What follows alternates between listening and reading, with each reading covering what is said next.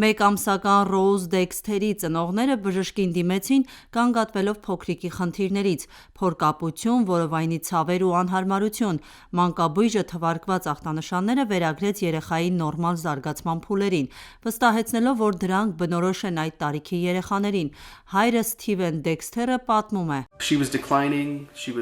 Բայց երեխան նիհարում էր, հիվանդ տեսք ուներ և ամբողջ ընթացքում մայրիկն ասում էր, որ ինչ-որ բան այն չէ: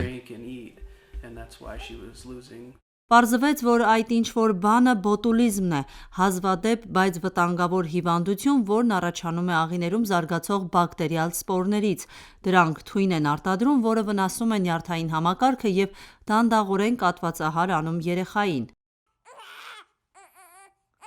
Ռոուզն առնվազն 37 նորածիններից մեկն է, որը բոտուլիզմ ունի By Heart ընկերության փոշիացված կաթնախառնուրդ օգտագործելուց հետո: Կալիֆորնիայի առողջապահության վարչությունը փորձաքննության է ենթարկել նորածնին տրվող կաթնախառնուրդը և հայտնաբերել Clostridium botulinum տոքսին արտադրող բակտերիա: Փորձաքննության արդյունքները պատճառ են դարձել, որ ընկերությունը որոշ խմբաքանակներ հետ կանչի: Շաբաթներ առաջ արտադրողի ներգրավված անկախ լաբորատորիան նույնպես հայտնաբերել էր մանրէներ՝ ուսումնասիրելով կաթնախառնուրդի 3 խմբաքանակների չբացված տարաների 36 նմուշ: Դրանցից 5-ում մանրէների առկայություն է արձանագրվել: Պաշտոնյաները նշում են. հնարավոր է, որ հիվանդությունների թիվն աճի: Սննդային թունավորման գործերով մասնագիտական փորձ ունեցող փաստաբան Բիլ Մարլերը, որը ներկայացնում է Դեքսթերների ու ևս 2 ընտանիքի շահերը By Heart-ի դեմ դատական գործերում, ասում է. Սա անկասկած մանկական կաթնախառնուրդի հետ կապված սննդային թունավորման դեպքերի ամենախոշոր բռնկումն է, որին առնչվել ենք վերջին 32 տարիներին: Այս իրավիճակը ինձ լրջորեն անհանգստացնում է: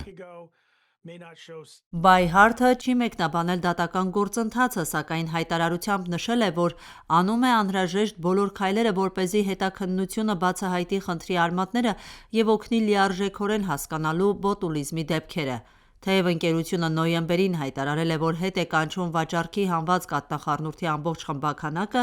բայց Սննդի և դեղերի առևտրային վարչությունը շաբաթներ առաջ հայտնել է, որ այն շարունակում է վաճառվել նահանգների որոշ, նաև խոշոր խանութներում: Բացի դրանից, որոշ խմբաքանակներ վաճառվել են առցանց հարթակներում: ԱՄՆ-ի Սննդի և դեղերի առևտրային վարչությունը զգուշացրել է. Սպառողներն աշխարհի ոչ մի վայրում չպետք է օգտագործեն By Heart ապրանքանիշի մանկական որևէ կաթնախառնուրդ, քանի որ հետկանչը վերաբերում է ընկերության բոլոր արտադրատեսակներին: